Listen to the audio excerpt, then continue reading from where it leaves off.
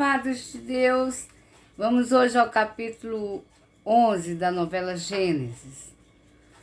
Nimrod havia pedido ao engenheiro Tarsis da obra para fazer um aposento para ele na torre, né?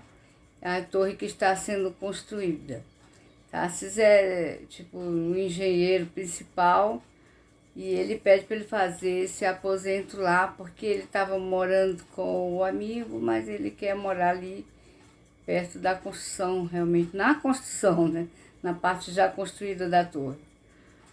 E Nimrod fica lá trabalhando e morando lá e já está uma semana que ele não visita a namorada Liba, né? E a Liba já está se entristecendo com isso. Então ela vai até a construção para ver o que está ocorrendo, né? Nimrod, ele manda despistar a moça, não quer atendê-la, não faz por onde encontrá-la. E os dois amigos que lá trabalham, o Tarsis e o outro amigo, ficam sem entender, porque sabem que ele gosta muito dela. E aí ele confessa para Tarsis que quer afastar-se de Liba com medo do que a mãe possa fazer contra ela. Porque ela já deu indícios disso, né? Liba, então, saindo dali, ela ouve a história de que ele está lá, mas não quer recebê-lo. E ela vai tomar satisfação com Semiramis, porque ela acha que veio dela essa história, né? Tem a possibilidade dela ter inventado, ter influenciado alguma coisa para esse comportamento de Nimrod tão esquisito, né? E ela aproveita da fragilidade da moça, né? E faz com que ela acredite que Nimrod não a ama mais, que ele cansou dela. Ela vai se avistar novamente com o Nimrod, vai tentar falar com ele, pois ela entende que ele estava lá, né, não quis recebê-la, e agora com o que a mãe dela disse, ela quer ouvir da própria boca. Ela indaga se é verdade. Chega para ele e indaga se isso é verdade. Ele mente, dizendo que a mãe dele havia falado a verdade, que não a amava mais, que cansou dela, e diz um bocado de coisa assim coisas cruéis com relação à falta de amor, com relação ao rompimento, né, desse relacionamento. E ela fica muito triste, ele acaba mesmo o relacionamento, né? De uma forma ríspida, dizendo crueldades, inclusive, né? Pedindo a ela para não procurá-lo nunca mais. Foi muito duro para ela, né?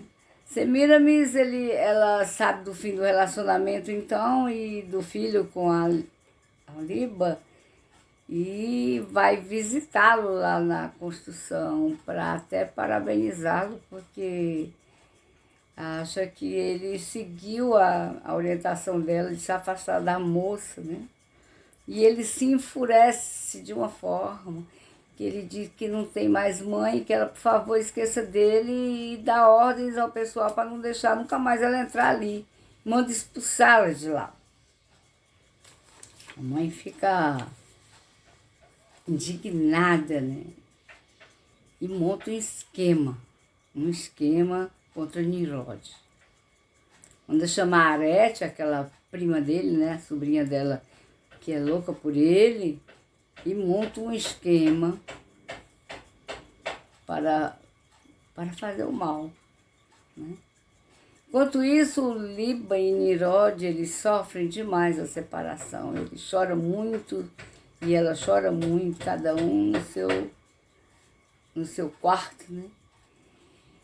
Influenciada por Semiramis, Arete vai lá na construção, no aposento do Nimrod, e o seduz e ele quase que cai, mas como ele é um homem íntegro nessa história, é um homem decente, ele não quer chegar às vias de fato, ele manda ela embora antes disso, né? Antes de acontecer tudo. Mas ela já está mancomunada com a mãe dele, já era para fazer um outro esquema. E o esquema era colocar uma porção que ela traz na cintura e ela coloca dentro do vinho, dá para ele beber. Ele fica fora de si e ela ainda se deita com ele, mas não vai até as últimas consequências. Ela sai, deixa ele completamente desacordado e logo depois a gente vê que entram Semíramis e Lúcifer. Eles vêm pronto para executarem o mal. De novo, a novela apresenta só histórias paralelas, né? A única coisa que tem na Bíblia mesmo é a construção da torre, né? Mas o que ficam são as reflexões que a gente pode fazer pela qualidade de relacionamentos das pessoas, vamos dizer, pela influência do mal naquela geração,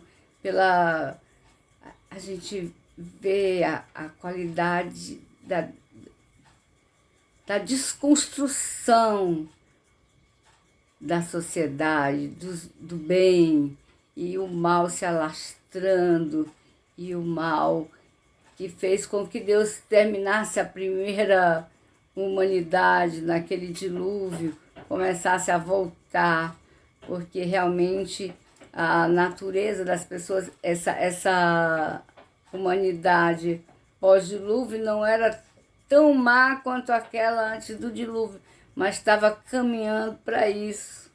Porque, na verdade, o ser humano, quando pecou, lá no Jardim do Éden, quando Adão pecou, ele nos legou essa herança geneticamente e também de uma forma aprendida, comportamental. A gente vai reproduzindo os erros dos nossos antepassados.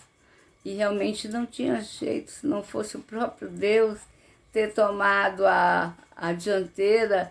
E a palavra de Deus diz que ele, antes da fundação do mundo, ele já criara um antídoto, né, para essa velha natureza adâmica, pecadora e perversa, que se corrompe com a maior facilidade, se voltando para a idolatria, como é o caso do que está apresentando na novela, que a própria Semíramis está querendo ser uma deusa e as pessoas estão indo atrás dela para ouvi-la como se ela realmente fosse uma pessoa que não fosse da terra. Então, é assim, da gente ver, e a gente vê que só tem realmente um jeito, é a gente voltar para o Criador, e só tem uma chave. E a chave foi essa que Deus fez antes da fundação do mundo. Criar o projeto Cordeiro de Deus, que tira o pecado do mundo.